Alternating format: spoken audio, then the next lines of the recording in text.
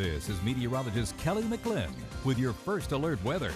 Starting off with a time lapse early this morning in Southport, a beautiful pink sunrise today. This is from our New with Motors First Alert Sky Camera Network. A few showers earlier this morning. You can see the raindrops there on the camera. And then as we made our way into the afternoon, the rain wrapped up. And then we saw some dense fog developing over the waters there. This is around the noon hour. Then as we made our way throughout the rest of the afternoon, skies gradually starting to clear a little bit. Some peaks of sunshine rolling out.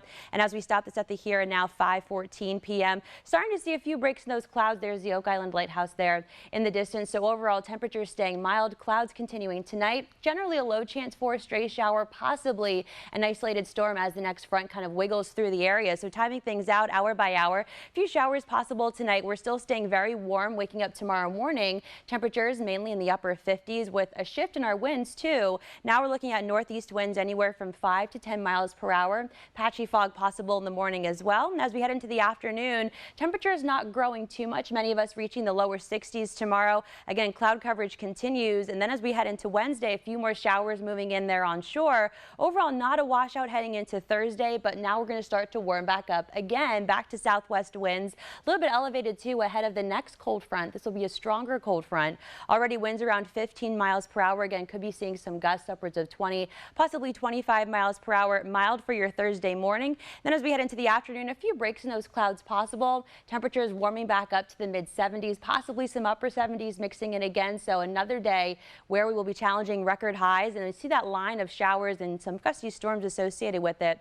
That's what the next cold front that's working through will continue to work east as we head throughout the afternoon and evening hours on your Thursday. So a good idea to maybe download your WEC T-Mobile weather app if plans do take you outside. Interactive radar helping you out to plan your overnight hours too. And for right now, not really seeing too much on our Doppler radar across southeastern North Carolina. And as we get a bigger view here across North and South Carolina, just a few spotty showers associated with that front that's moving through the area, but all of us seeing that cloud cover. We get a live look outside right now. High top from the Murchison building looking across downtown Wilmington from our New with Motors First Alert Sky Camera Network. 73 in Wilmington still. Your winds coming from the southwest at 14 miles per hour, and a muggy dew point, especially for this time of year, mainly sitting in the lower 60s. So we'll wrap things up. Your short-term forecast. Tomorrow temperatures slightly cooler, but closer to normal. A few showers for your Wednesday. Thursday, a better opportunity for showers, possibly an isolated gusty storm. Warming back up again to the mid 70s, possibly some upper 70s mixing in. Then a change in those temperatures by Friday. Things gradually clearing out for Valentine's Day. So if you have plans that take you out,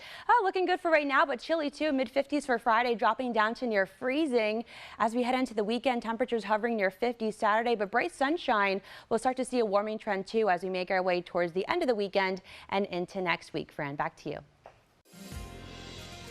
This is meteorologist Kellie McGlynn with your first alert weather. Got a lot of day-to-day changes coming up within the next few days. Starting off with your hour-by-hour forecast, just combining everything here and simplifying it and talking about very mild temperatures, again challenging record highs for the rest of today. We're looking at your temperature and wind flow model, also adding on cloud and future radar model. We're watching that strong gusty line work through the Carolinas. It's going to arrive here in our neck of the woods later this afternoon, so in around an hour or two it'll start to work in to our areas further inland. And again, keep in mind we are under a marginal risk for severe weather today. The main threat will be some strong damaging winds. That threat is low. It's a level 1 out of 5, but we'll continue to keep close eyes on the radar this afternoon. This line rolls through and it's going to see a few showers, possibly an isolated storm too, right around drive time or so, but this is a speedy front. So around 10, 11 o'clock, most of this is wrapping up. We're left with a few clouds and our winds shifting too, now becoming northwesterly as that cold front works through. Temperatures continuing to fall through the 60s and 50s, bottoming out near the middle and upper 40s by tomorrow morning, possibly a lingering shower as you step out tomorrow, but eventually clearing and drying heading into the afternoon. So we'll take off the cloud and future radar model, now just focusing on your temperature and wind flow. Winter making a return by Friday afternoon. High temperatures climbing mainly into the middle and lower 50s with cold north winds to accompany that, and we get even colder Friday night into Saturday, dropping all the way down into the middle and lower 30s. And also you factor in those cold north winds anywhere from 5 to 10 miles per hour. Could feel like the the upper 20s in some spots. So a big change from this afternoon and as we head into early Saturday morning. Here's a look right now at our first alert Doppler radar. Most of these showers and storms still sitting to the west of 95, so many of us sitting quiet and dry this afternoon. Cloud cover for all of us though today if you're stepping out for lunch, and don't need the rain gear just yet, but you'll want to carry it with you as you head throughout the rest of the day today and tonight. There's where that gusty line of showers and storms is still to our west. Actually still that severe thunderstorm warning in effect in your Columbia and South Carolina. So again, keeping close eyes on this line here as it continues to work east. You can do that as well too with your interactive radar on your WECT mobile weather app. Current conditions across the area right now. We get a live look outside from the beaches all the way inland from our New with Motors First Alert Sky Camera Network.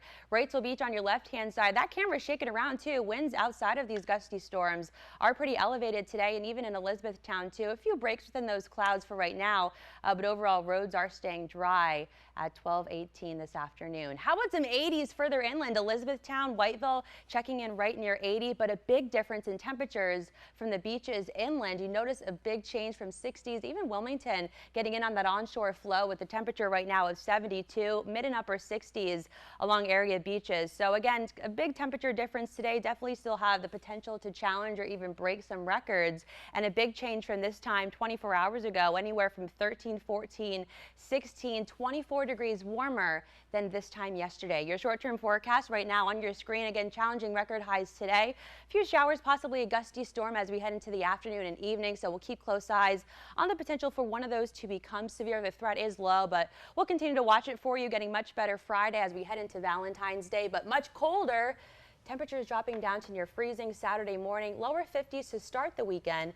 But wouldn't you guess it, we're growing right back to the 50s, 60s, 70s by next week, and that will also come with a few showers as well. It's shocking to see an up and down pattern to the weather. We just can't keep it consistent. I mean, you gotta just pick a season out of the next 7 days, and hopefully one of those is in your favor. But you know, we're talking about that polar plunge that Saturday.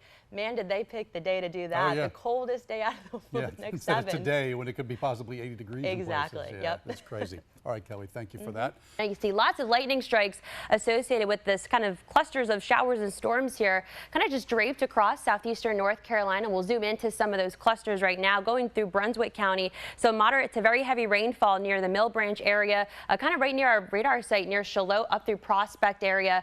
Seeing some gusty winds and even possibly some small hail as well, but no severe thunderstorm warnings are in effect right now across the area. Even over towards New Hanover County near the Silver Lake area, Masonboro Island. This is impacting areas along Highway 421, Highway 74, 76 in New Hanover County. So take it easy on your way home today. Make sure that your lights are on as well as your windshield wipers moving forward. It's hard to see with these heavy downpours if your lights are off on your car, so it'll help you and also the other drivers along the other roads as well to stay safe on your commute home. We move a little bit up north too into portions of Pender County. Burgos seeing lots of lightning strikes, moderate to very heavy rainfall there. This impacting portions of I-40 through that area, so Burgos down to Rocky Point. This also impacting the Long Creek area over Highway 421 and then down through the northwest area, seeing a few more lightning strikes and some moderate to heavy rain there too. So a pretty active afternoon. We're walking through the hour-by-hour forecast model featuring your temperatures, wind, cloud future radar model. A few more showers and storms as we go throughout the evening. Things sort of wrap up as we head throughout the overnight hours and into your Friday.